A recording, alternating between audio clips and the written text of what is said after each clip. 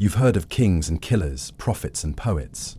But what happens when the human mind slips just far enough off the edge, yet still drags the world along with it? This is not fiction. These were real people, loved, feared, followed, and forgotten.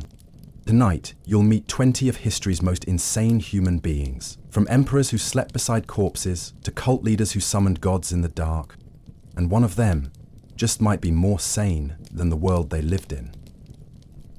Emperor Nero, the artist of fire. You open your eyes, but the world around you is not your own. You're standing in Rome, not the postcard Rome of ruins and tourists, but the living, breathing Rome of marble palaces, blood-stained arenas, and madness disguised as music. The year is 64 AD. The summer is dry, the winds are strong, and deep inside his golden palace, Emperor Nero is playing the lyre. The flames haven't started yet, but he knows they will. Nero Claudius Caesar Augustus Germanicus, crowned emperor at just 16, the last ruler of the Julio-Claudian dynasty, and perhaps its most terrifying. He was born into politics like a cub thrown into a den of lions. His mother, Agrippina the Younger, was as ambitious as she was cold. She poisoned her way through the court, like a ghost with a plan. And when her son became emperor, she expected to rule through him. But Nero had other ideas. He had grown tired of being a puppet. So one day, he had her murdered. Some say it was with poison. Others say he staged a shipwreck. But the most whispered version is that she survived the first attempt, and he ordered a group of assassins to stab her in the stomach, the very stomach that had once carried him. And that was just the beginning. Rome was not ready for an emperor who wanted to be an artist. He held public concerts where he performed music for hours while no one dared to leave. He built a grand golden house, the Domus Aurea, filled with fountains, precious stones, gardens, and mechanical ceilings that rained rose petals on his guests. He called himself a true child of the Muses. But behind the poetry, behind the velvet curtains and the stage makeup, there was something else. A hunger for spectacle, for chaos, for control. And then came the fire. On the night of July 18th, 64 AD, flames began to devour the city. The wind carried the inferno through narrow streets and wooden shops. Temples collapsed. Markets turned to ash. For 6 days, the fire raged. And through it all, Nero did not come. When he finally returned, it was not to grieve. It was to perform. Legends whispered, sung, and screamed through the centuries claim that Nero stood atop the Palatine Hill, wearing a theatrical costume, strumming his lyre as he watched the city burn. He sang of the fall of Troy, comparing it to the fall of Rome. And he smiled. Whether or not he started the fire himself, Nero used it like a stage director. With half the city in ruins, he blamed the Christians, a small, misunderstood group at the time. He had them arrested, tortured, and set on fire, using them as living torches to light his gardens at night. Even the most hardened Roman citizens whispered that they had never seen cruelty like this before. But Nero felt powerful. He had destroyed the old and now could build the new. He designed a new city centre around his golden house. At its entrance, he erected a 30-metre statue of himself. He named it the Colossus. And as the years passed, his paranoia grew. He killed his wife, Poppaea, by kicking her in the stomach during pregnancy. He forced his second wife, Statilia Messalina, to marry him after executing her husband. He executed senators, advisors, generals, anyone who looked at him the wrong way. His final years were spent in luxury and fear, but the empire was changing. Rebellions brewed. Generals turned against him. The Senate declared him a public enemy. And when they came for him, Nero fled. Alone, disguised, hiding in a villa outside the city he once ruled. As soldiers approached, he took his own life, but not before whispering one last, strange line. Qualis artifex perio. What an artist dies in me. And so he passed, not as a conqueror or a philosopher, but as a man who set the world on fire so it would applaud. Some say he was mad. Others say he was simply theatrical in a world of blades. But in the night, when the wind rustles the olive trees and the firelight flickers on marble walls, you might still hear the soft, ghostly pluck of a lyre and the faint sound of applause. Grigori Rasputin, the mad monk who wouldn't die. There is something different about the Russian cold. It doesn't simply bite at your skin or sting the tips of your fingers, it seeps into your bones, into your breath, until even your thoughts feel frozen. In this cold, in this vast land of birch trees and silent snow, there lived a man whose name would outlive emperors. He was neither a soldier nor a politician, not a nobleman or a king. He was a peasant born to poverty and silence, but he carried a presence that would one day unsettle the most powerful family in the Russian Empire. His name was Grigori Yefimovich Rasputin. Rasputin was born in 1869 in the remote Siberian village of Pokrovskoye, a place so isolated that most people never left its frozen soil. The world he entered was a world of dirt floors, wooden churches, and long winters that blurred the days together. His early life was unremarkable. He was illiterate, often sickly, and withdrawn, but even as a boy, villagers whispered that there was something not quite right about him. He would stare for hours at nothing, muttering to himself, or wander into the forest and return days later, claiming he had spoken to angels. Some called it divine inspiration. Others feared it was madness. In his late 20s, something in him cracked open. He left behind his wife and children and became a wandering pilgrim barefoot, bearded and wild-eyed, walking from monastery to monastery in search of purpose. During his travels, he became involved with a fringe sect called the Klisti, a secretive and heretical Christian group that believed one must sin deeply in order to feel true repentance. Their rituals were ecstatic and strange, frenzied chanting, spinning dances, self-flagellation, and an almost erotic connection with suffering. Rasputin absorbed these teachings into his bones. He began to preach that pleasure and pain were twins, that healing could come through sin, and that spiritual power could be drawn from the edge of human experience. He was not a monk in any formal sense, but people began to call him one. And more importantly, they began to believe in him. By the early 1900s, Rasputin had become known in certain aristocratic circles in St. Petersburg. His reputation as a healer and mystic had reached the ears of people who were desperate not for medicine, but for miracles. Among them was Empress Alexandra, wife of Tsar Nicholas II. Her son and only heir, Alexei, suffered from hemophilia, a disease that caused uncontrollable internal bleeding. The Tsarina had tried everything: doctors, priests, foreign specialists, but nothing could stop the episodes. In her despair, she turned to the strange Siberian mystic. And when Rasputin visited the palace during one of Alexei's worst episodes, something remarkable happened. He sat by the boy's bedside, placed his hand on the child's forehead, prayed in whispers, and the bleeding stopped. Whether this was hypnosis, coincidence, or something unexplainable, Alexandra was convinced Rasputin had saved her son's life. From that moment on, he was no longer just a mystic. He was family. She called him our friend. She believed God spoke through him. And with the Tsarina's full trust, Rasputin became one of the most powerful and feared men in Russia. A man with no title, no office, and no formal education, yet whose voice could remove ministers, alter state decisions, and direct the course of war. To the Russian elite, Rasputin was an infection. He stank of unwashed wool and sour breath. He drank heavily in public, chased women through palace corridors, and was known to enter fits of uncontrolled rage or laughter. His dark, staring eyes unsettled everyone, and his hands, large, twitching, and often unclean, seemed to always be moving. People said he had hypnotic powers, that his gaze could bend wills, that women were drawn to him in spite of themselves, and those who dared to speak out against him often found themselves disgraced, dismissed, or worse. The nobility began to murmur. What kind of spell had he cast on the Tsarina? What hold did this filthy peasant have over the royal family? By 1916, Russia was collapsing under the weight of World War I. Famine spread. Soldiers deserted. The people grew restless. And as conditions worsened, the blame began to fall not just on the Tsar, but on Rasputin.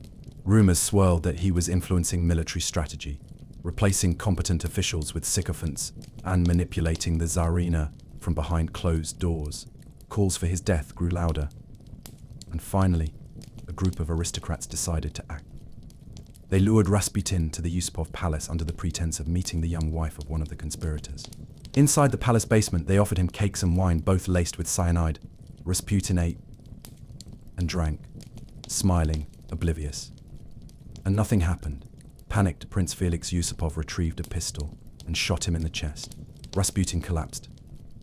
They left the room to celebrate, but when they returned, he was gone. The door swung open. Rasputin was crawling through the snow, blood trailing behind him, eyes burning with fury. They shot him again. Still he moved. They beat him, bound him, and threw him into the frozen Neva River. When his body was recovered days later, the final horror emerged, water in his lungs. He had still been breathing, under the ice. The death of Rasputin did not save the monarchy. Within months, the Tsar was overthrown, and the Romanov family was executed by the Bolsheviks. But Rasputin's legend only grew. Some said he was a demon. Others believed he was a prophet. His name became a symbol of chaos, of power, of something unkillable. Even today, in the haunted corridors of Russian history, his shadow remains. A man who rose from the frozen soil of Siberia to touch the very heart of empire, and who refused, again and again, to die. Elisabeth Báthory, the Blood Countess of Hungary. History remembers kings and queens as rulers of nations, symbols of legacy, patrons of the arts. But sometimes behind the stone walls of a grand castle, hidden beneath velvet gowns and candlelight, lives a darkness so cold, so quiet, that it slips beneath the pages of books and settles into myth. In the hills of 16th century Hungary, among the fog-draped forests and the damp corridors of Cactis Castle, there lived a nobler woman whose name would one day be whispered in fear and fascination. Her name was Elisabeth Báthory, and history would call her the Blood Countess. Born in 1560 into the powerful Báthory family, Elisabeth was surrounded by wealth, influence, and an ancient legacy of politics and warfare. The Báthorys were one of the most prominent noble families in Hungary and Transylvania, a lineage of governors, princes, and warriors. But the lands they ruled were not peaceful. The Ottoman Empire loomed in the south. Plague crept through villages like smoke, and superstition flourished in the shadow of science. This was a time when people believed in witches and demons, when medicine was mixed with prayer, and when power was often taken, not earned. From a young age, Elisabeth showed signs of brilliance and cruelty in equal measure. She was well educated, fluent in Latin, German, and Hungarian, and trained in politics, philosophy, and court etiquette. But she also suffered from seizures and episodes of rage, and it's said that, as a child, she witnessed brutal punishments carried out by her family's soldiers and didn't look away. Some claim she even laughed. At 15, she was married to Count Ferenc Nadasdy, a nobleman known as the Black Knight of Hungary for his terrifying cruelty in battle. While he was away fighting wars against the Turks, Elisabeth ruled their estates, managing finances, overseeing servants, and dispensing punishment with a cold and steady hand. It was during this time, when she had full control of the household, that the rumors began to fester. At first it was whispers, a maid who disappeared, a girl who fell ill after working in the castle, a village mother who claimed her daughter never returned from the noblewoman's service. Elisabeth dismissed the claims as slander, jealousy, peasant lies, and for years no one dared investigate. She was too powerful, too connected, too untouchable. But as the body count rose, and the whispers turned to screams, even the crown could no longer look away. What the investigators claimed to find was unlike anything recorded in noble courts before or since. According to court testimony and preserved records, young servant girls, some as young as 10, were brought to the castle under the promise of work or education.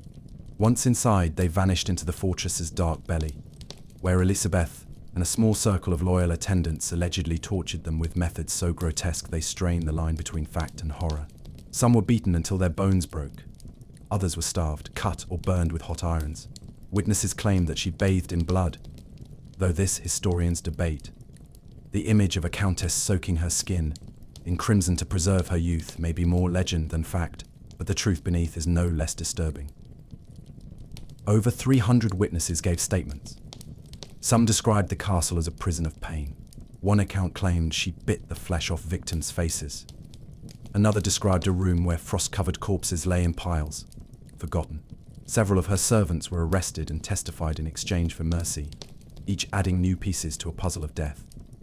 And still, Elisabeth denied everything. She was brought to trial in 1611, though. As a noblewoman, she was never formally convicted. To preserve the dignity of her family name, she was sentenced without a public execution.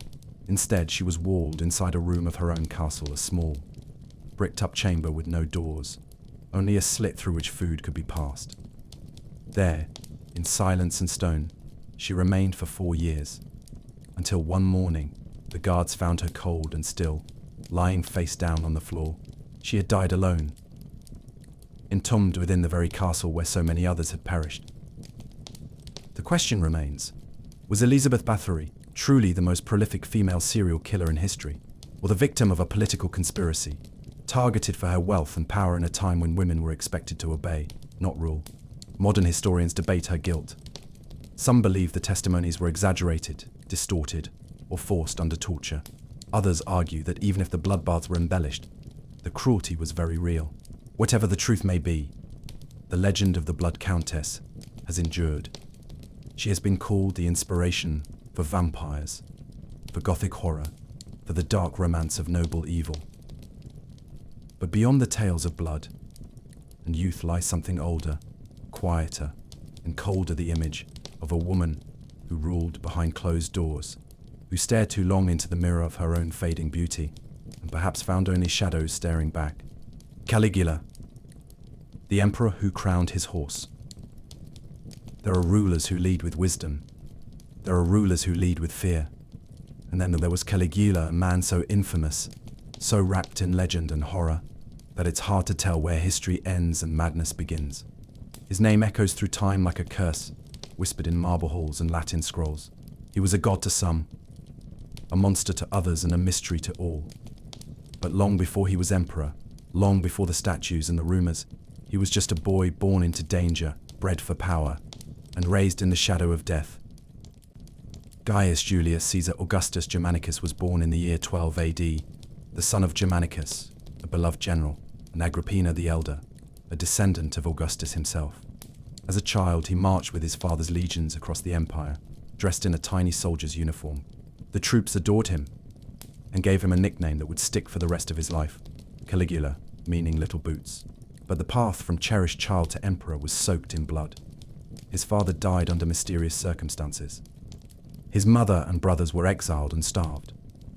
One by one, his family was destroyed by the jealous paranoia of Emperor Tiberius. Caligula survived by hiding his thoughts, learning to smile without trust, laugh without joy. By the time he reached adulthood, he was a hollow shell of charm, taught by cruelty, sharpened by silence. When Tiberius died, Caligula became emperor at the age of 24. The people rejoiced. Rome had suffered under the shadowy rule of Tiberius, and now they hoped for light, youth, and joy. And at first, they got it. Caligula gave bonuses to the military, freed political prisoners, and put on grand games. But only a few months into his reign, something shifted. No one knows exactly what happened. Some say he suffered a severe illness, perhaps a fever or a seizure, that altered his mind. Others believe the mask he had worn for years simply cracked, revealing the chaos underneath. Whatever the cause, what followed would become one of the most notorious chapters in Roman history. Caligula began to speak not as an emperor, but as a god. He declared himself divine, ordered temples built in his name, and demanded that the people worship him as a living deity. Statues of Jupiter were altered to bear his face. He spoke to the moon, held conversations with his own reflection, and once demanded that a group of senators applaud as he danced in a golden robe. But it wasn't just vanity, it was violence. He executed nobles for minor slights. He forced parents to watch the deaths of their children. He confiscated property, mocked the grieving, and treated human life like theatre. One story tells of how he invited his horse, Incitatus, to formal dinners, feeding it gilded oats and surrounding it with servants. Then, as if to mock the Senate itself, he announced that Incitatus would be made a consul. one of the highest political positions in Rome. Whether he truly intended it, or simply wanted to humiliate those beneath him, the gesture sent a message. Reason no longer ruled Rome. Caligula's cruelty was unpredictable, like a storm that shifted directions without warning. He was known to burst into laughter during executions, then weep for hours afterward. He staged gladiatorial games with real nobles forced into combat. He told one senator, "I could have you killed this instant, and the only reason I won't is that I'm bored." His appetites were just as disturbing. He is said to have taken lovers from among his sisters, parading them before the people, claiming divine right. He turned the palace into a maze of decadence, filled with gold, incense, wine, and silence, because to speak out was to vanish. Some historians argue that the stories of Caligula were exaggerated by enemies and political rivals after his death. Others believe the truth may be even darker than what was recorded. In the end, the fear became too great. In the year 41 AD, just 4 years into his reign, Caligula was assassinated by his own guards. They stabbed him in a hallway of the palace, not for justice, not for principle, but for survival. His wife and daughter were killed as well. The body of a god dragged through the dirt. And yet, his shadow lingers. Even now, his name is invoked as a symbol of tyranny without reason, of madness with a crown. Perhaps he was insane. Perhaps he was simply the product of an insane world, one where betrayal was survival, where gods were made by men, and where power turned poison the moment it touched the tongue. In the soft silence of night, when the marble statues of old emperors stare blankly into the dark, one might imagine a golden-robed figure whispering into the ear of his horse. A madman, a god, a boy in little boots lost forever in the halls of history. Charles VI of France, the king who forgot he was human. Imagine a palace so vast that its corridors echo with whispers long after the words have faded. The velvet drapes, the flickering torches, the silent procession of servants who never meet your eyes. This is not the France of reason, of revolution, or enlightenment. This is medieval France, a place of superstition, plagues, and fragile crowns. And in the heart of it all sits a man in royal robes, terrified of touching his own skin, a king crowned by blood, cloaked in madness, who believed he was made of glass. Charles VI was born into privilege in the year 1368, the son of King Charles V and the heir to the French throne. His early years were filled with promise. Crowned at just 11, he came of age in the middle of the 100 Years' War, a brutal and prolonged conflict with England that tore Europe apart. Known at first as Charles le Bien-Aimé, Charles the Beloved, he was charming, intelligent, and admired by both nobles and commoners.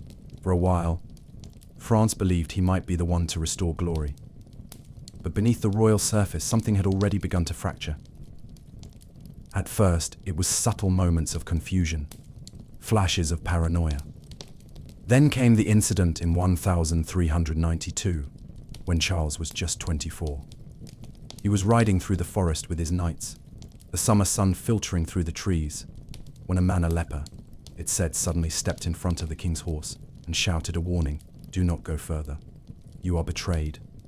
Whether it was the heat, exhaustion, or something already brewing inside his mind, no one knows. But something snapped. Charles drew his sword and turned on his own men. He attacked them blindly, cutting down several of his trusted guards before collapsing in a trembling heap, eyes wide with horror, hands stained with blood. From that day forward, the King of France was never the same. His episodes grew darker, stranger, and more frequent. He would drift into catatonic silence for days, sometimes weeks, refusing food or conversation. At other times, he would howl and run through the halls of the Louvre, frothing at the mouth, unaware of who he was or where he stood. But the most infamous delusion of all, the one that still echoes through history like a cracked bell, was his belief that he was made of glass. Not metaphorically, literally. Charles became convinced that his body was fragile, brittle, hollow, that the slightest touch would shatter him into 1,000 splinters. He refused to be touched. He wore reinforced garments padded with soft cloth and iron rods, designed to protect him from accidental bumps. He ordered his servants to move slowly and speak gently. At times he would sit motionless for hours, afraid to shift his weight. Once he reportedly screamed in terror when a courtier brushed past him, convinced that his hip had cracked. To walk through the court in those days was to walk through a nightmare wrapped in velvet. Nobles whispered in corners. Diplomats bowed to a king who could not remember their names. Policies were made in his name by others, his uncles, his queen, his advisors, as France spiraled deeper into instability. And yet, even in his most lucid moments, Charles could not escape the creeping fog that surrounded his mind. One of the most tragic moments came during what was meant to be a celebration, a masquerade ball, held in 1303, to honor the remarriage of a lady-in-waiting. Charles, ever eager to amuse and be amused, agreed to participate in a performance called the Wild Men's Dance. He and 5 others, dressed as wild forest creatures, wearing masks and full-body costumes made of linen soaked in pitch and covered with flax to simulate fur. They danced around a torch-lit room, howling and laughing, chained together for dramatic effect. And then someone got too close with a flame. The pitch ignited. The flax burst into fire. The room filled with screaming. 4 of the dancers died in agony. Charles survived only because a quick-thinking duchess threw her skirt over him to extinguish the flames. But something inside him burned that night too, not skin, but spirit. From then on, his episodes deepened. He no longer knew his wife or his children. At times he forgot he was king at all. And yet, he lived. For over 40 years. Charles VI ruled until his death in 1422. Though in truth, France was governed by those who moved in the vacuum his illness created. His reign was marked by civil war, betrayal, and national humiliation, most notably the signing of the Treaty of Troyes, which recognized Henry V of England as the heir to the French throne. It was a devastating blow to French sovereignty, but for Charles, who by then could barely speak in full sentences, the affairs of nations were ghosts he no longer saw. They called him Charles le Fou, Charles the Mad, and even now his reign is remembered as one of the most tragic in French history, not because he was cruel, but because he was broken. A man crushed not by war or greed, but by the delicate glasswork of his own mind. Sometimes, late at night, when the halls are quiet and the moonlight spills across the polished stone, one might imagine the echo of footsteps soft, careful, afraid, as if the air itself might crack. And there, moving slowly in his padded robes, eyes wide with fear, the Glass King walks again. Ivan the Terrible, the Tsar who killed his own blood. The Russian steppe stretches endlessly in all directions, cold, vast and silent. It is a land carved by time, haunted by wind, and ruled not by peace, but by force. In the heart of this brutal landscape once sat a man whose mind was sharper than any blade, whose fury fell like snowstorms sudden, relentless, and cold. He was not born evil. He was not even born a Tsar, but he would become one of history's most terrifying rulers. His name was Ivan IV Vasilievich, though the world would remember him only as Ivan the Terrible.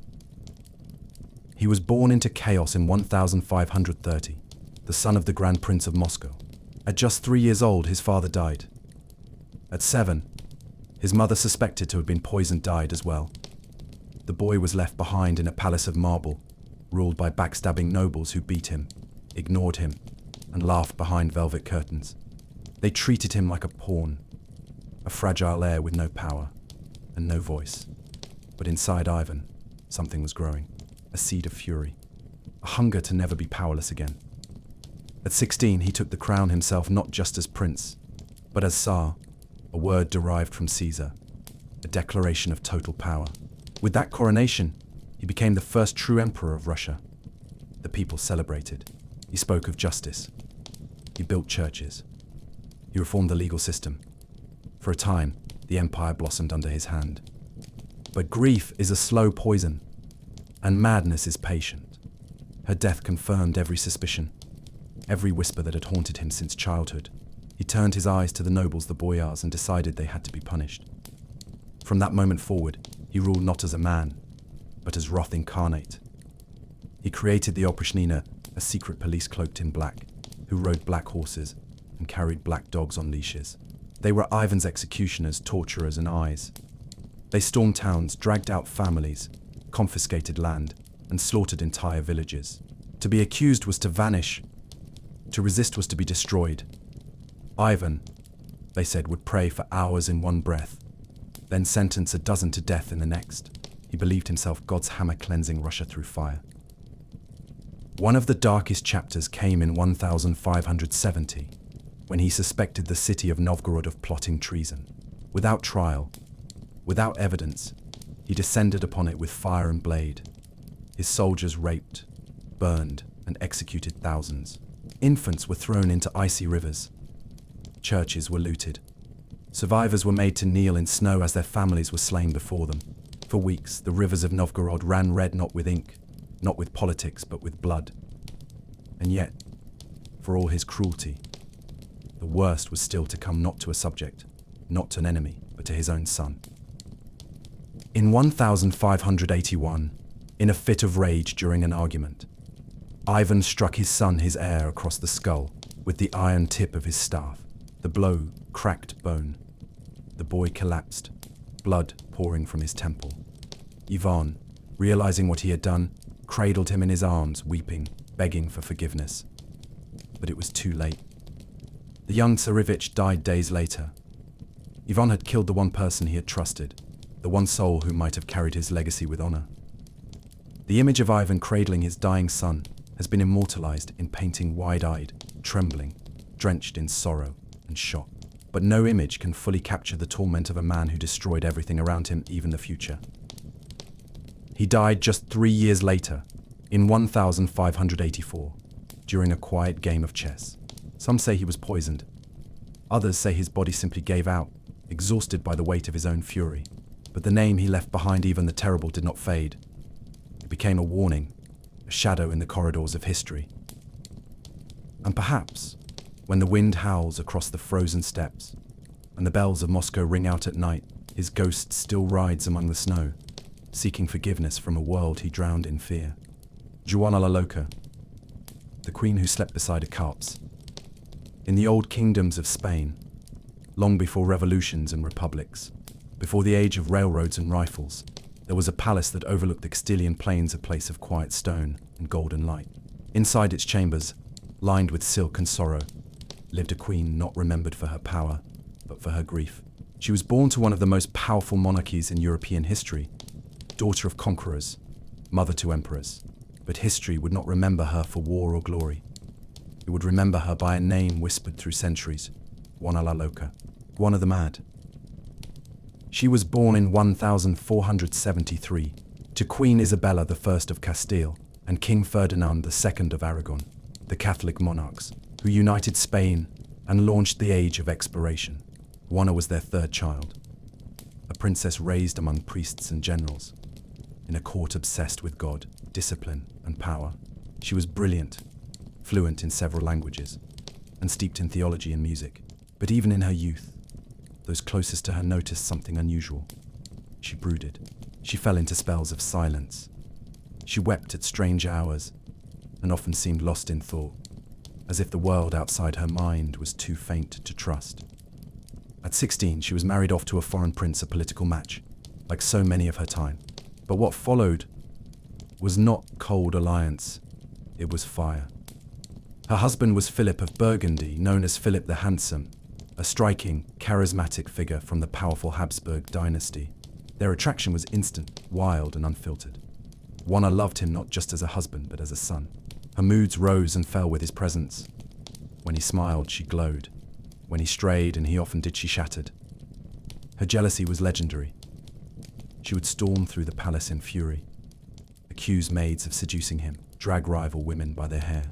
At times, her love seemed less like devotion and more like possession. Philip, though fond of her beauty and station, quickly grew cold. Their marriage, once passionate, became a battleground. Yet still, she loved him, more than her crown, more than her sanity. In 1504, Juana's mother, Queen Isabella, died, but with power came pressure. Her father Ferdinand wanted to rule in her name. So did her husband Philip. Rumors began to swirl that Juana was unstable, unfit, erratic. And soon, those rumors found their proof. Because in 1506, Philip died suddenly, some say of fever. Others whisper poison. Juana was 28, and she broke. She refused to bury him. His body, embalmed and sealed in a lead casket, was kept by her side. She travelled across Castile with it in tow, under the pretense of finding a proper resting place. But no resting place was ever good enough. She slept in rooms with the coffin beside her. She opened it often to gaze at his face. She refused to let any other woman near the corpse, even nuns. It was as if death itself could not separate them, or perhaps it had only deepened her obsession. Through rain and wind, through villages and plains, the royal procession moved not in triumph but in grief. People lined the roads to watch the Queen of Castile carry her dead husband like a reliquary, like a relic of the love that once lived. She would pause at convents, demand the body be shown holy respect, and whisper to it in the dark hours of night. Eventually, her father declared her mentally unfit to rule. Juana was confined to the royal convent in Tordesillas not for weeks or months, but for the rest of her life. For the next 46 years, she remained imprisoned, surrounded by nuns, stripped of her power, her children kept from her, her voice drowned in prayers and silence. In the early years of her confinement, she still kept Philip's casket nearby. She continued to speak to it, to sleep beside it, to treat it as if it still contained warmth and breath. As time passed, she slipped deeper into herself. Sometimes she would fast for days. Sometimes she screamed at shadows. Sometimes she was quiet for weeks. But was she truly mad? Or simply a woman crushed by grief, manipulated by those who sought her throne, and broken by a world that never allowed women to wield love and power at once? Her son Charles would go on to become Charles V, Holy Roman Emperor, ruler of vast lands and oceans. But he kept his mother locked away until her death in 1555. Even then, there was no grand funeral, no final moment of reconciliation. She passed in quiet, as she had lived a ghost in a royal prison. Some say, if you visit the convent in Tordesillas on a cold night, when the wind slips between the stones and the bells have gone still, you can hear her footsteps, slow, measured, like someone carrying something heavy. A woman who loved too deeply, grieved too fiercely, and never let go. Juana la Loca. Not just a queen, not just a widow, but a heart that refused to stop beating, even when the body beside her did. Diogenes, the philosopher who lived in a barrel. Not all madness is violent. Not all insanity spills blood or breaks kingdoms. Sometimes it walks calmly through the center of city, naked, laughing and free. In ancient Athens, the birthplace of democracy, logic, and civilized discourse, there lived a man who spat on etiquette, mocked the powerful, and made himself a legend by rejecting every rule society held sacred. His name was Diogenes of Sinope, and if you had asked him, he wouldn't have denied being crazy. He simply would have said the rest of the world was worse. He was born around 412 BC in Sinope, a city on the coast of the Black Sea. His father was a banker, his family modest. But somewhere along the way, Diogenes became disillusioned. According to legend, he and his father were exiled from their city for tampering with currency-defacing coins to protest greed and corruption. Whether the story is true or not, it fits the man he became. A destroyer of illusions, a philosopher who would not preach from a scroll, but from a gutter. He travelled to Athens and became a follower of Antisthenes, a student of Socrates and founder of cynicism, the belief that virtue is the only good, and that everything else, from wealth to power to fame, is worthless. But Diogenes took this idea further than anyone imagined. He stripped it down to its bare bones, then stripped himself down as well. He owned almost nothing. No home, no wealth, no robes of status. He slept in a ceramic jar, often called a barrel, near the marketplace, surrounded by noise and filth. He walked barefoot through the streets. He begged for food. He relieved himself in public. He ate whatever scraps he could find and laughed at those who ate from golden plates. When asked why he lived like an animal, he smiled and said, "I am a citizen of the world." The Athenians called him mad, but they listened. He would enter temples and urinate on the walls to prove that sacred spaces were illusions. He would mock politicians in the middle of speeches. He carried a lamp in broad daylight, saying he was searching for an honest man and claimed never to have found one. When asked what wine he preferred, he said, someone else's. When a wealthy man offered him a mansion to live in, Diogenes declined, saying the sun warmed him just fine. When someone mocked his poverty, he replied, I am richer, I have nothing to lose. And yet, in this wild rejection of all things polite, all things ordered, there was a strange brilliance. His madness was not aimless. It was surgical, philosophical. He believed society had built its walls from his lies about wealth, power, customs, pride, and the only sane response was to tear those walls down by living without them. Even Alexander the Great heard of him. And one day, the most powerful man in the known world came to meet the filthiest man in the marketplace. Alexander stood over Diogenes and said, I am Alexander, king of the world. Ask me for anything, and I will grant it. Diogenes looked up, squinted into the sunlight, and said, Yes, move out of my sun. Alexander was so impressed, he declared, If I were not Alexander, I would be Diogenes. But Diogenes did not need his approval. He lived as he died without concern for titles, for legacy, or even for remembrance. No one is certain how he died. Some say he held his breath. Others say he was bitten by a dog. One account claims he simply laid down one day and never got up. But he left behind a school of thought that still echoes through the ages, that sometimes the most dangerous kind of madness is sanity in a world that has lost its way. He remains the strangest of philosophers, the one who did not write books, did not found cities, did not lead armies. And yet he changed the way we think about freedom, truth, and society.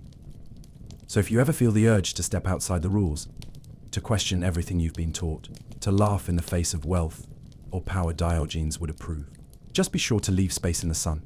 Gilles de Rais, the knight who became a monster.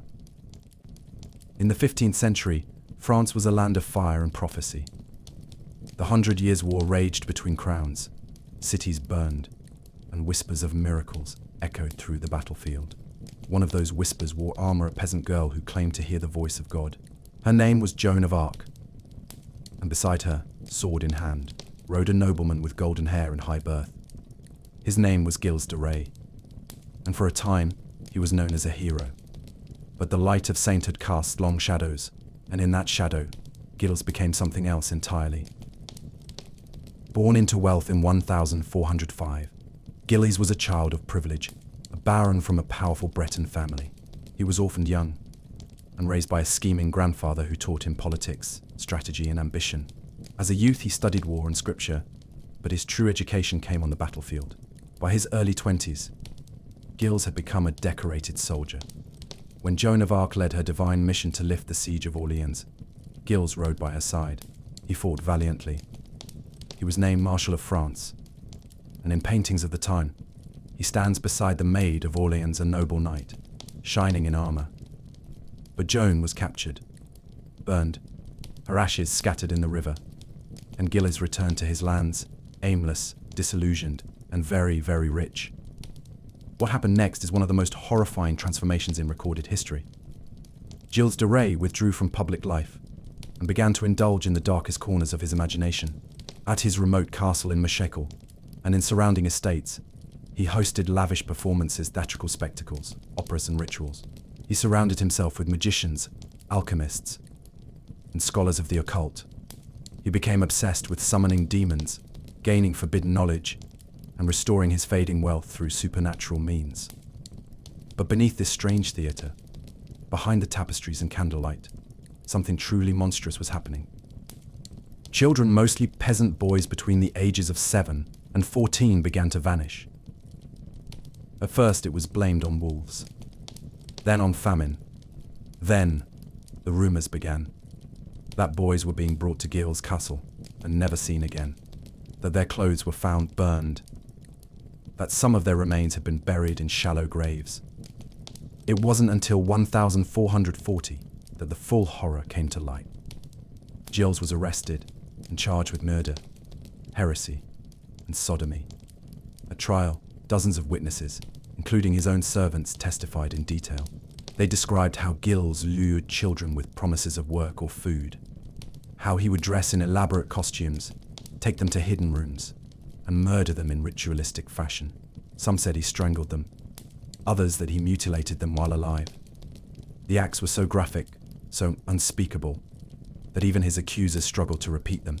He was said to weep after killing them, and then do it again the next day. Over 140 children are believed to have been murdered. At trial, Gilles confessed. Not under torture, though it was threatened, but in eerie calm. He spoke of a compulsion, a hunger, of darkness that lived in him and grew louder over time. Some say he was seeking immortality through sacrifice. Others believe he simply enjoyed the pain. He was excommunicated, sentenced to death, and hanged in public. Then, his body was burned to ensure nothing of him remained. The man who once stood beside Joan of Arc died not as a knight, but as a legend of pure horror. His story became the inspiration for later myths, most notably the tale of Bluebeard, the nobleman who murdered his wives and hid their bodies behind locked doors. To this day, historians argue, was Gilles de Rais insane, possessed, or simply a man who peeled away his humanity, one scream at a time? Whatever the answer, his story is a reminder that madness does not always howl. Sometimes it speaks gently, wears velvet, and hides behind banners of honor. And sometimes, even the brightest armor hides the darkest soul. Bokassa, the cannibal emperor of Central Africa. Central Africa in the 1970s was a land still trembling from colonial departure. The French had left, at least officially, and in their absence, power was a prize taken not by ballots, but by boots. And into that void stepped a man with a chest full of medals, a mouth full of promises, and eyes full of fire. Jean-Bédel Bokassa had been a captain in the French army. He had fought in Indochina and Algeria, but when he returned to his native Central African Republic, he brought something more dangerous than training. He brought a dream. In 1966, he seized power in a coup d'etat, ousting his own cousin. At first, he claimed to be a reformer. He spoke of unity, of dignity for black Africans, of restoring order. But Bokassa's idea of order was carved from ego and soaked in blood. He declared himself president for life, then field marshal. Then, in an act so grand it mocked every notion of humility, emperor. In 1977, Bokassa staged a coronation unlike anything the continent had ever seen. He modeled it after Napoleon's, borrowing the same ceremonial structure. The lavish event cost over $20 million, third of the national budget. His golden throne was shaped like an eagle. His robe weighed over 80 pounds. He crowned himself with diamonds. Dignitaries flew in from France and other nations, unsure whether to laugh, clap, or look away. Meanwhile, outside the palace gates, people starved. Bokassa ruled not with laws, but with whims. His moods dictated policy. One day he was generous, throwing gifts to the crowd. The next, he was murderous. He was known to beat ministers with his own hands, to imprison journalists, and to punish dissent with medieval cruelty. But the most horrifying rumors were whispered not in newspapers, but in hushed tones across the capital. That Bokassa didn't just torture his enemies, he ate them. In 1979, French intelligence received reports that student protesters, some as young as 12, had been arrested, tortured, and killed after speaking out against expensive school uniforms. Bodies were found mutilated. Some had been dismembered, and in the presidential refrigerator, it was said, parts of them had been preserved. Meat, human flesh. Whether or not Bokassa literally practiced cannibalism has never been proven. But enough witnesses, including his own former staff, testified to chilling acts. Some claimed he kept body parts in jars. Others said he served cooked meat to guests with no explanation. The line between performance and reality, between myth and truth, had dissolved completely. By the late 1970s, France, the same country that had backed him for years, decided he was no longer useful. Operation Barracuda was launched. Bokassa was overthrown in a swift coup while he was out of the country. He fled to Libya, then to the Ivory Coast, and eventually returned to France. In 1986, shockingly, he returned to the Central African Republic and was arrested. During his trial, he claimed to be Jesus Christ reborn. He said he was misunderstood, that his enemies were jealous. He was sentenced to death, later commuted to life imprisonment, then reduced to 20 years, and eventually pardoned in 1993. He died in 1996 of a heart attack, a free man. His grave remains, his throne, that great golden eagle, was left behind. But more than anything, his story remains as a monument to the danger of unchecked power wrapped in delusion. Was Bokassa truly insane? Perhaps not in the way a madman mutters in the dark. But when a man places diamonds on his head while children die in his jails, when a ruler eats banquets beside rumors of butchered flesh, sanity is no longer part of the conversation. He was not a ruler. He was a spectacle of fear. And long after the diamonds fade, the shadow of that golden eagle still watches the land he left behind. Caliph Al-Hakim, the mad ruler of Cairo's moonlit streets. He was born in 985 AD, the son of a Fatimid caliph, heir to one of the most powerful empires in the Islamic world. The Fatimids ruled over North Africa and parts of the Middle East, with Cairo as their jewel, a city of scholars, markets, philosophers, and minarets. At just 11 years old, Al-Hakim inherited the throne, and for the first few years, he ruled through ministers and regents. But then, as he reached adolescence, something changed.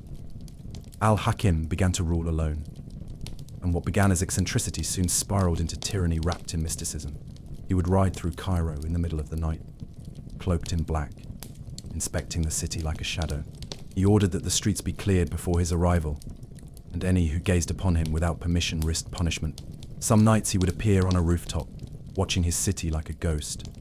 Other times he vanished completely, retreating into seclusion for weeks, speaking to no one, issuing orders from silence. His policies were erratic. One day he promoted religious tolerance. The next, he ordered the destruction of Christian churches. He outlawed the consumption of grapes, not wine, grapes claiming they distracted the soul. He banned mulukiyar, a local green stew, because it was once favored by a rival dynasty. He forbade women from leaving their homes. Then he banned cobblers from making women's shoes so they couldn't walk even if they tried. And still he ruled. And still his people obeyed. One of his most infamous acts came in 1009, when he ordered the destruction of the Church of the Holy Sepulchre in Jerusalem, one of Christianity's holiest sites. The decision sent shockwaves through the Christian world and would later be used as justification for the First Crusade. No one knew why he did it. Was it religious zeal, a political message, or the whim of a man unraveling? But his contradictions were endless. At times he funded scientific research. He corresponded with philosophers. He built libraries and promoted learning. Yet all the while, his court lived in fear. He accused ministers of betrayal and had them executed without trial. He changed laws on a whim. He wandered alone, sometimes barefoot, into the desert speaking to the stars. Some of his followers began to believe he was divine, a living incarnation of God, and perhaps he believed it too. After all, he was Al-Hakim by Amarullah, ruler, by God's command. What could be more absolute? Then, one night in 1021, he rode out into the desert and never came back. His donkey returned alone. His body was never found. To this day, his disappearance remains unsolved. Some say he was assassinated by his own sister. Others say he staged his death to ascend into a higher form. In fact, an entire religious sect, the Druze, emerged from his legacy, believing he had not died at all, but had simply retreated into occult silence, waiting for the right moment to return. So was he mad, or merely misunderstood by history? Was he a prophet, a tyrant, or a dreamer trapped in the machinery of empire? No one can say for certain. But when the moon rises over Cairo's mosques, casting their long shadows over empty courtyards and winding alleys, you might feel something strange in the air, as if someone still walks the city after dark, watching, whispering. A caliph who vanished into myth, but never quite left. Paul Schäfer, the preacher who built a cult of terror in Chile. He was born in 1921 in Germany, a seemingly ordinary boy in a deeply troubled time. As the Third Reich rose, Schäfer found comfort in structure, in rules, in authority. But after World War II ended, his life took a darker path. He worked as a youth leader and lay preacher, gathering followers through charm, charisma, and manipulation. But whispers began to surface rumors of abuse, of strange teachings, of inappropriate behavior with children. Rather than face justice in Germany, he fled, taking with him a group of loyal believers. In the 1960s, they disappeared into the remote hills of Chile and built something no one could have imagined. They called it Colonia Dignidad, the colony of dignity. At first, it appeared peaceful, a self-sufficient German settlement surrounded by forests, farms, and friendly slogans, a place of order and simplicity. But what outsiders saw was only the surface. Inside, it was a fortress. The colony was ringed with fences, guard towers, and barbed wire. No one was allowed to leave. Children were separated from their parents. Husbands and wives were forbidden from sleeping together. Schäfer ruled through fear. His word was law. He claimed God spoke through him, that he was the chosen vessel. But his sermons were filled with terror. He controlled every detail of his followers' lives: what they ate, when they slept, how they dressed. There were no mirrors, no contact with the outside world. And beneath it all, behind sealed doors and guarded clinics, Schäfer preyed on the vulnerable. He abused children, hundreds of them over decades. He used drugs, isolation, and hypnosis. Victims were punished if they cried. Medical experiments were reportedly performed, and all the while Schäfer smiled in public, gave charity to the poor, and posed as a man of faith. But there was another layer darker still. During the military dictatorship of Augusto Pinochet, Colonia Dignidad became more than a cult. It became a prison. Political dissidents were brought to the compound, tortured, disappeared. Schäfer gave the Chilean secret police access to his underground bunkers and surveillance equipment. People were electrocuted, drugged, buried in silence. The colony had its own morgue, its own weapons stockpile, its own rules. Even the government was afraid to interfere. For decades, Colonia Dignidad operated like a state within a state. And Schäfer, paunchy, bespectacled, and always grinning, ruled it like a god. Finally, in the late 1990s, international pressure grew. Survivors began to speak. Investigations began. Schäfer fled once again, this time to Argentina. He hid under a false name, protected by networks of former sympathizers. But in 2005, he was captured and extradited to Chile. He was sentenced to 20 years in prison for child abuse, human rights violations, and conspiracy. But justice came late, very late. He died behind bars in 2010, old, sick, and unrepentant.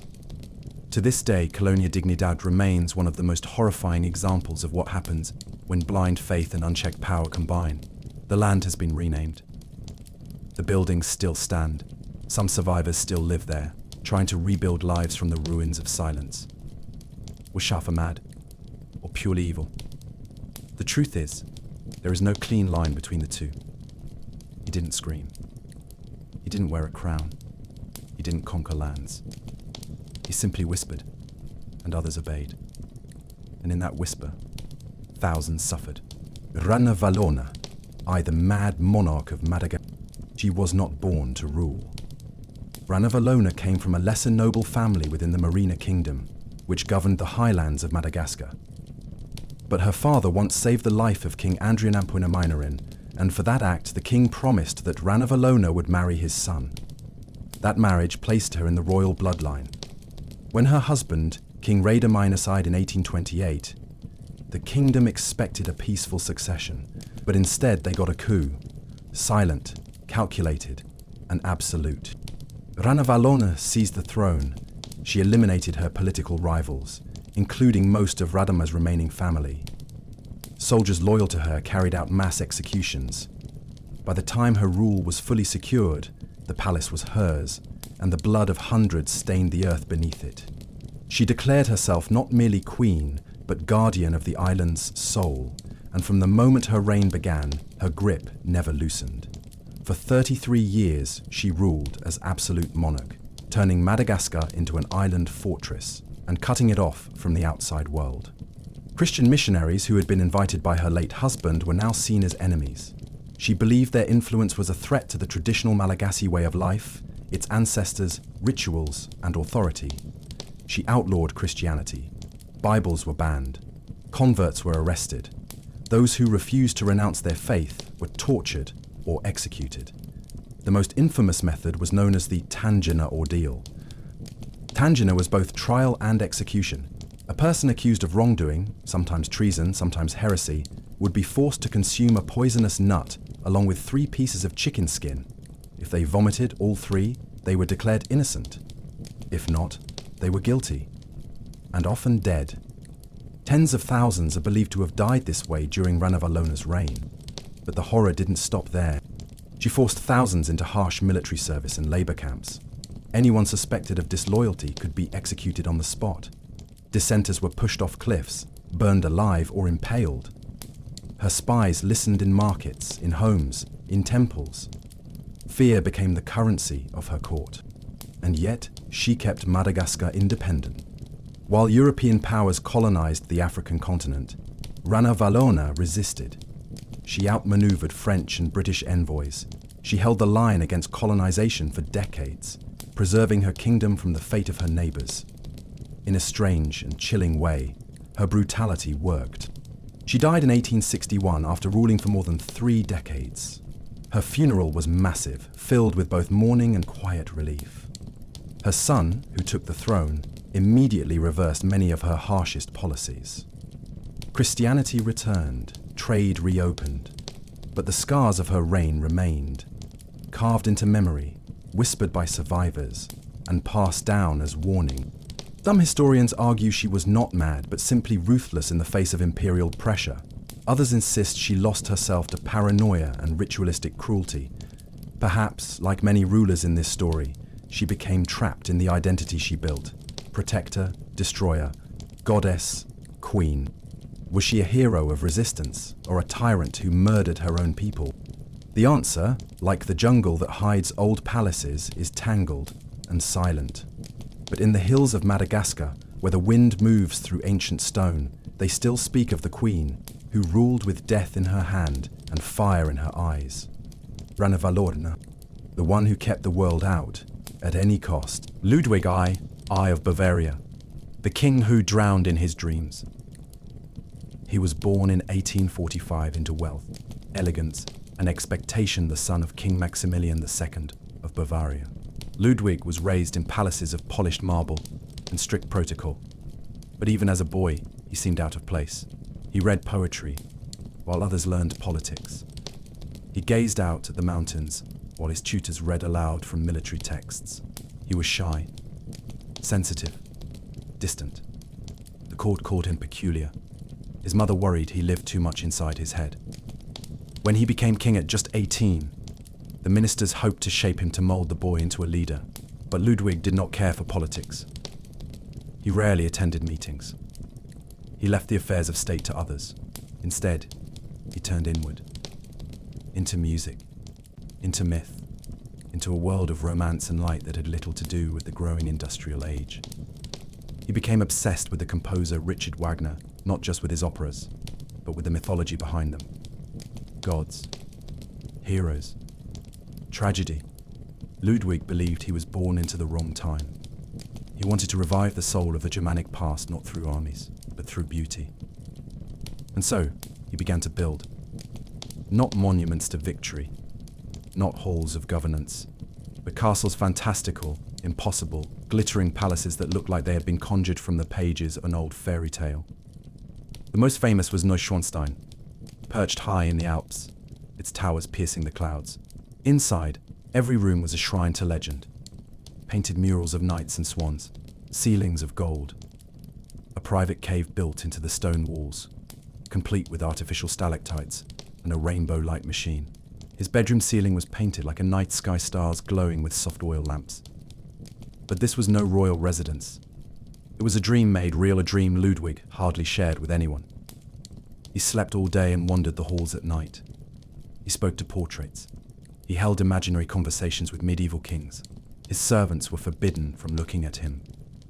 When he wanted to leave the castle, he would take long rides in the dark, sometimes barefoot, sometimes singing to the trees. The government grew concerned. His debts soared. He had spent so much on his castles and Wagner's productions that the Bavarian state began to fear collapse. Ministers begged him to stop. He refused. To him, these palaces were not luxuries. They were sacred, the only real thing in a world he could no longer bear. In 1886, the government acted. They declared him insane based on reports from doctors who had never examined him.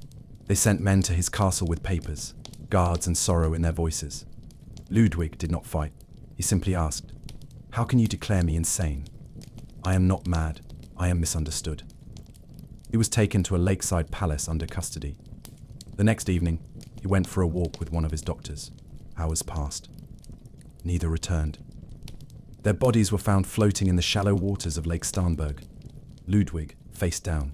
The doctor nearby. No wounds. No struggle. No clear answer. Officially, they called it suicide. Others whispered murder. Some said the king tried to escape and was killed. Others claimed he dragged the doctor into the lake with him, the final act of a man who could no longer tell dream from drowning. No one knows for sure. Today, millions visit Neuschwanstein Castle every year. It is considered one of the most beautiful buildings in the world. Walt Disney used it as inspiration for Sleeping Beauty's castle. Tourists gaze in awe at its walls, unaware that it was built not for glory, but for loneliness. Ludwig, I died not as a tyrant, not as a conqueror, but as a man who tried to live in a painting and drowned in the frame. And if you stand at the edge of Lake Starnberg on a still night, the moon reflected like silver on the water, you may hear soft footsteps, a voice humming an old opera, a presence reaching, always, for the impossible. Because some kings do not rule kingdoms. They rule dreams. And sometimes dreams fight back. Xiuquan, the failed scholar who thought he was Jesus' brother. In the mid-1800s, China was a land in turmoil. The Qing dynasty, weakened by foreign invasions, corruption, and opium, ruled over a fractured, starving empire. The imperial examination system was the only way for commoners to rise in society, but it was punishingly difficult. Xiuquan, a young man from a poor Hoka family, studied for years to pass it. He failed. Again and again and again. On his fourth failure, something inside him cracked. He fell into a delirium, weeks of fever, visions, and what he later described as a divine encounter. In this dream, he saw a majestic old man with a golden beard. The man called him son, handed him a sword, and told him to slay demons. He also met a younger figure, a man in robes, gentle but powerful. Later, after reading a Christian tract given to him by missionaries, Hong decided what the vision had meant. The old man was God the Father. The younger man was Jesus Christ. And he, Xiuquan, was Jesus' younger brother, sent to purify China. What followed was no mere spiritual journey. It was a political earthquake. Hong began to preach. His teachings blended Christian scripture with Chinese traditions, apocalyptic visions, and social revolution. He denounced Confucianism, idol worship, and the imperial order. He attracted thousands, peasants, workers, outcasts, women, drawn by his call for a heavenly kingdom on earth. In 1851, Han declared the founding of the Taiping Heavenly Kingdom, with himself as the heavenly king. His army grew into the millions. They marched under banners proclaiming divine mission. They conquered city after city, capturing Nanjing, which he made his capital, and renamed Heavenly Peace. Inside its walls, the Taiping court grew strange. Men and women were separated. Alcohol, tobacco, and opium were banned. Sexual relations outside of state-approved unions were forbidden. The Bible was rewritten, and Hong's proclamations were treated as sacred scripture. He rarely left his palace. He claimed to communicate with God directly, issuing decrees from behind silk screens. Those who disobeyed were executed, often publicly. He once ordered the deaths of thousands of his own followers for questioning his visions. Meanwhile, his generals waged war across China. For over a decade, the Taiping Rebellion burned through the empire, destroying cities, toppling armies, and creating chaos on a scale few could imagine. Foreign powers were horrified, not just by the rebellion's zealotry, but by its effectiveness. The Qing, desperate and on the verge of collapse, allied with Western forces to stop the Taiping. The war became apocalyptic. Entire provinces were reduced to ash. Famine followed. Disease, cannibalism. It is estimated that between 20 to 30 million people died, more than in World War I. And through it all, Xiuquan remained in his palace. He bathed in ritual, he fasted. He issued celestial commands. Toward the end, he grew increasingly withdrawn. He stopped eating. Some say he believed the demons had poisoned his food. Others say he simply gave up. In 1864, as Qing forces closed in on Nanjing, Hong died, either by illness, starvation, or suicide. His body was found rotting beneath his throne. When the city fell, Qing troops opened his tomb, burned his corpse, and scattered his ashes, to ensure he would never return. But the fire he lit had already scorched the soul of China. Was he insane, deluded, or was he a man so desperate for meaning that he created it with prophecy and sword? To this day, historians debate the nature of Xiuquan, prophet or megalomaniac, revolutionary or false messiah. One thing is certain, no one man has ever killed more people in pursuit of heaven. And if you walk through the ruins of old Nanjing, past the stones still blackened by fire, some say you can still feel it. A kingdom once built on a dream that became a nightmare. Emperor Norton I, the mad emperor of the United States. He was born around 1818 in England, raised in South Africa, and eventually made his way to San Francisco during the height of the gold rush. At first, he was just another entrepreneur, sharp, ambitious, and determined. He bought and sold real estate, speculated in trade, and for a time became wealthy. But one bad deal, an attempt to corner the rice market, collapsed. And in a matter of months, he lost everything. Money gone, reputation ruined. He disappeared from the public eye, and then, in 1859, he returned, not as a merchant, but as royalty. In a letter sent to newspapers, he declared, "At the peremptory request of a large majority of the citizens of these United States, I, Joshua Norton, formerly of Algoa Bay, do hereby proclaim myself Emperor of these United States." And with that, Emperor Norton was born. He wore a blue military jacket adorned with golden epaulets, a beaver hat with feathers, and a sword at his side. He patrolled the streets of San Francisco daily, inspecting public works, conversing with shopkeepers, and issuing imperial decrees to newspapers, many of which were actually printed. He declared the dissolution of Congress. He forbade political parties. He once ordered the construction of a bridge between San Francisco and Oakland, a proposal that, a century later, would be realized as the Bay Bridge. And yet, Norton was no tyrant, no fraud, no threat. He was kind, gentle, polite to all. He inspected the sidewalks for safety. He called for fair treatment of Chinese immigrants.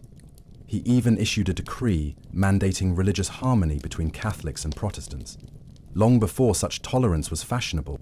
When he walked into a restaurant, he was treated like royalty. He paid with homemade imperial bonds, which were accepted by many, not for their value, but for the charm of the gesture.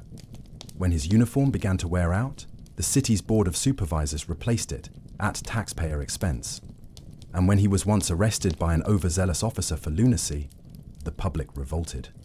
Newspapers scolded the police, the chief of police personally apologized, and Emperor Norton was released, with full honors. For over 2 decades he ruled San Francisco not with power, but with imagination. In 1880 he collapsed on the street while walking to his favorite lecture hall. He died before help arrived. The next day, headlines across the city read, "The Emperor is dead." Over 10,000 people attended his funeral, one of the largest in the city's history. The city buried him with dignity and honor. He left no heirs, no kingdom, no wealth, only memory. Some say he was mad, others say he was the sanest man in a mad world, a man who chose to believe in kindness and order and crowned himself, not to deceive others, but to become the person he needed to be.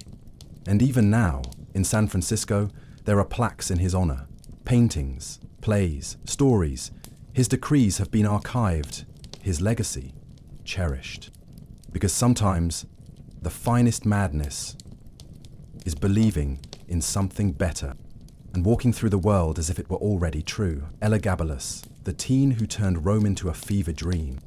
He was born in 204 AD in Syria, far from the Roman heartland, in a temple dedicated to a mysterious sun god called Elagabalus.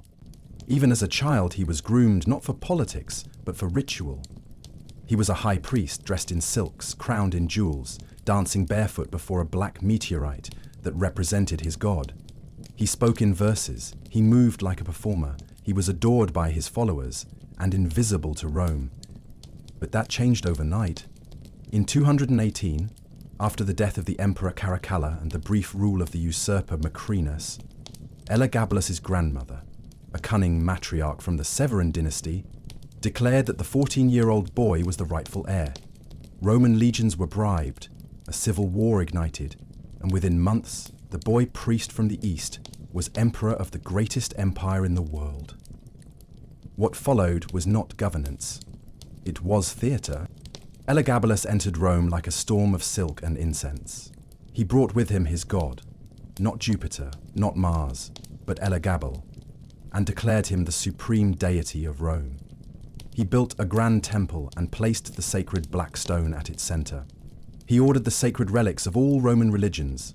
The fire of Vesta, the shields of Mars, the statue of Cybele, moved into his temple to kneel before the meteorite. It was blasphemy, but Elagabalus was just getting started. He wore makeup, he dressed in gold-embroidered gowns, he ordered his guards to address him as empress. He married and divorced multiple women. He also took male lovers, including a charioteer whom he declared his husband, in full public ceremony. One ancient source claimed he offered vast sums of gold to any doctor who could perform gender-affirming surgery. He referred to himself as a wife, a mistress, but beneath the flamboyance, there was cruelty.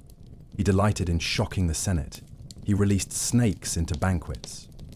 He reportedly served meals made of wax and stone just to watch his guests squirm. He smothered rooms in perfume until people fainted. He drowned birds in wine, and his sexual escapades, if the records are to be believed, were legendary in their excess and experimentation. Some of these tales may be exaggerated.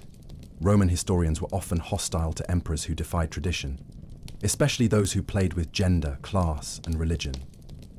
But even filtered through scandal and rumour, one thing is clear: Elagabalus did not fit the Roman mould, and Rome would not tolerate it forever. By 222 AD, after just 4 years on the throne, the Praetorian Guard had had enough. The boy emperor, now only 18, was murdered alongside his mother. His body was dragged through the streets, beheaded, and thrown into the Tiber River. The Senate tried to erase him. His statues were destroyed, his name removed from records, his religion banned, his temple dismantled. But Elagabalus was not forgotten. He remains one of the most fascinating figures in imperial history, not because of war or conquest, but because of how completely he turned empire into spectacle. Was he mad? Was he free? Was he divine? We may never know. But in the silent ruins of his temple, beneath the dust of centuries, there may still echo the sound of silk robes, the scent of jasmine, and the laughter of a boy who reigned, if only for a moment, like a god with no master. Shaka Zulu, the warrior who reigned with fire and grief. The sun over the African savanna burns not just with heat, but with memory. Its rays stretch across wide fields, over termite mounds and thorn trees, where stories are carried not on paper but on breath. And if you listen closely, beneath the rustle of grass and the cry of birds, you may hear the footsteps of warriors, because this land once belonged to a man named Shaka, a man born of blood, shaped by exile, and consumed by a vision so powerful it would shake the very bones of southern Africa. They called him a genius. They called him a monster. He was Shaka Zulu. He was born around 1787, the illegitimate son of a Zulu chief and a low-ranking woman named Nandi. His birth brought shame, and he was cast out, mocked, beaten, forced to live with his mother in the margins of other clans. But Shaka was not a boy who forgot. He carried every insult like a blade. He grew strong, quiet, calculating. As he came of age, he joined the Metetwa military. where he studied war not like a soldier, but like a sculptor studies stone. He reshaped it. Shaka revolutionized the Zulu army. He abandoned the traditional long-throwing spear for a short stabbing blade, the Ikwia designed for brutal, intimate killing. He enforced strict discipline, marching his soldiers barefoot for miles across thorn and rock. He trained them to move like one organism, silent, fast, merciless. He formed deadly formations, the buffalo horns, encircling and crushing enemies with mathematical precision. In less than a decade, he took a small clan and turned it into a war machine. But as his power grew, so did his paranoia. Shaka did not rule with fear, he was fear. He demanded absolute loyalty. Spies were everywhere. Those who spoke against him vanished. Even a glance could be fatal. His punishments were theatrical and unrelenting: disembowelment, impalement, executions by stampede. He once slaughtered an entire village for failing to offer proper tribute. Some say he required blood to be spilled daily to maintain order. Others claimed he believed death purified the soul of the nation. Then came the moment that shattered him completely. In 1827, Shaka's beloved mother, Nandi, died. And something inside him collapsed. Grief did not soften him. It unhinged him. He declared a national mourning period, and it became a national nightmare. No crops were to be planted. No milk was to be consumed. Pregnant women were murdered. Thousands were executed simply for not grieving enough. Some sources claim he ordered over 7,000 people killed in 1 month. The empire he built with brilliance began to rot from within. His closest generals grew afraid. His own half-brothers whispered in the shadows. And in 1828, only a year after his mother's death, Shaka was assassinated, stabbed by the very men he had once trusted. He died not in battle, but alone, bleeding into the land he once ruled. But Shaka's shadow never truly left. Some call him the architect of the Zulu nation. Others call him a tyrant who drowned his people in their own blood. But all agree, he changed history. Was he mad? Perhaps. Was he visionary? Without question. But in his mind, the two were never separate. In his mind, the pain of exile and the hunger for greatness merged into one terrible, burning force. And now, when the wind rises over the hills of KwaZulu-Natal, people say you can still hear the sound of marching feet, still feel the heat of his eyes. Because Shaka Zulu didn't just conquer tribes, he conquered time. Arkan, the warlord who smiled at the end of the world. He was born in 1952 in what was then Yugoslavia, the son of a military officer. His early life already danced with danger. Arrests for theft, armed robbery, and organized crime spread across Europe. He escaped prisons. He built criminal networks. He was a man of many passports, many faces, and a heart tuned only to power. But it wasn't until the 1990s, when Yugoslavia began to collapse, that Arkan stepped fully into history. Ethnic tensions boiled into violence. Borders cracked, neighbors turned on each other, and in the chaos, Arkan formed a private militia, the Serb Volunteer Guard, better known as Arkan's Tigers. They dressed in camouflage, wore tiger patches on their arms, and were known not for discipline, but for destruction. They entered towns like a plague. Officially, they were paramilitary. In reality, they were executioners. In Bosnia, in Croatia, and later in Kosovo, Arkan's Tigers were accused of some of the most horrifying atrocities of the entire Balkan conflict. Ethnic cleansing, mass executions, rape camps, torture, pillage. Villages were emptied, men lined up and shot, women dragged into rooms and never seen again, children vanished. Photographs of Arkan show a man grinning beside his troops, petting tigers at his private zoo, lounging in silk shirts while the smoke of war rose in the distance. He filmed propaganda videos, he called his victims terrorists, he gave medals to murderers. He also married Kajaka, a Serbian pop star, blending celebrity and carnage into one surreal spectacle. Their wedding was broadcast. Guests danced while refugees fled across winter fields. And yet, for years, Arkan was untouchable. In 1997, the International Criminal Tribunal for the former Yugoslavia indicted him for crimes against humanity.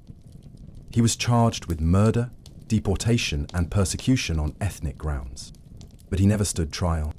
January 15, 2000, while sipping coffee in the lobby of the Intercontinental Hotel in Belgrade, Arkan was shot. 9 bullets fired by a masked man.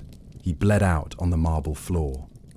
Some said it was a hit by rival gangsters, others that it was the state tying up loose ends. His killer was arrested, then mysteriously vanished from prison. The full truth has never surfaced. Arkan died as he lived, suddenly, surrounded by wealth and violence. To this day, his name remains radioactive. Some nationalists still call him a hero. Survivors call him a butcher. Courts called him a criminal. But none could deny his place in the modern nightmare of European history. Was he mad? No visions, no divine dreams, no delusions of empire. Just one man, drunk on blood, who built a kingdom from chaos and hid behind flags and anthems while the world watched and hesitated. And so he completes the circle, not a ruler of dreams, but of nightmares made real. Jack Parsons, the occult rocket scientist who called on demons and launched NASA's dreams. He was born Marvel Whiteside Parsons, but the world would remember him as Jack Parsons, a brilliant, volatile, and utterly strange man who helped ignite the space age while summoning angels in his backyard and performing sex magic rituals under the stars.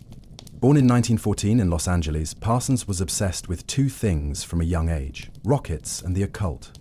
By the 21st century, 930 SA, he was already experimenting with explosive fuels in his garage, long before anyone believed space travel was remotely possible. His early tests would rattle the neighborhood and draw visits from the police. But he wasn't just some backyard tinkerer. His chemistry was brilliant. His mind burned at a speed others couldn't follow. He would go on to co-found the Jet Propulsion Laboratory, JPL, now a cornerstone of NASA.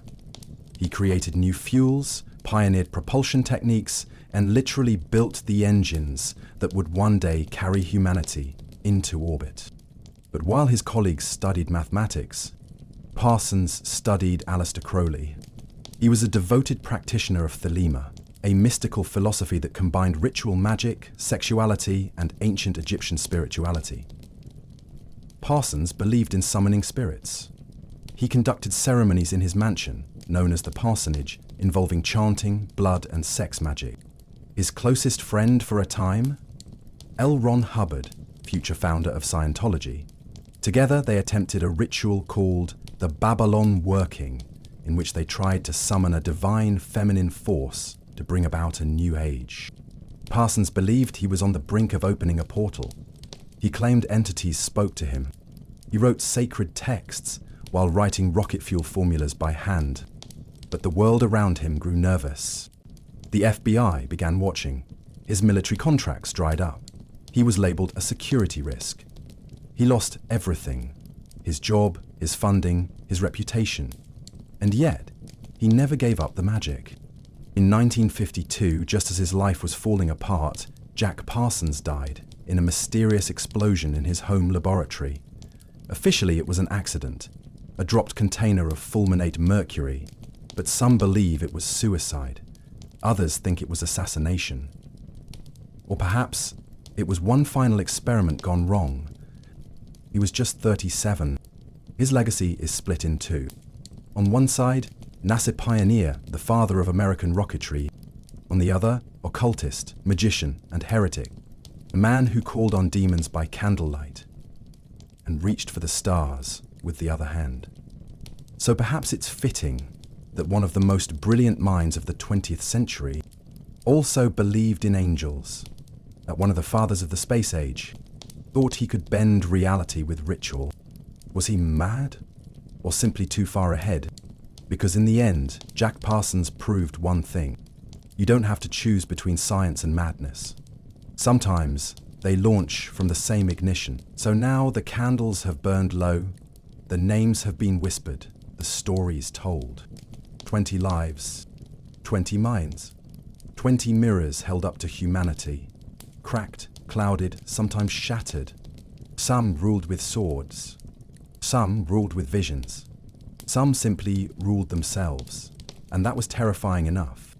But what binds them all is not just cruelty, or brilliance, or delusion. It is the thin thread of possibility, because every one of them was once a child, born not with evil in their breath, but curiosity in their eyes. They asked questions, they wept, they laughed, they believed. And then something happened. Power, pain, loss, faith, grief, ego, madness. And in that moment, they turned. Some, like Juana la Loca, broke under sorrow. Some, like Diogenes, rejected the world and laughed as it passed by. Some, like Ivan, were taught to fear and ruled through fear in return. And others, the darkest of them, found comfort in blood. They fed on obedience, on silence. They were not mad in the way we often imagine. They were rational enough to be terrifying. But madness, real madness, is rarely loud. It hides in purpose, thrives in conviction. It wears a crown of reason while whispering chaos. And perhaps the line between genius and madness is not a line at all, but a fog, a veil, and we all walk close to it from time to time. So let this be a closing breath. Let the names fade. Let the stories dissolve. Let the quiet return. Because you are not in a palace, not on a battlefield, not in a dream. You are here, safe, breathing. Close your eyes, sink into the dark, and sleep, knowing that history's strangest souls are behind you now. Only peace remains. Good night.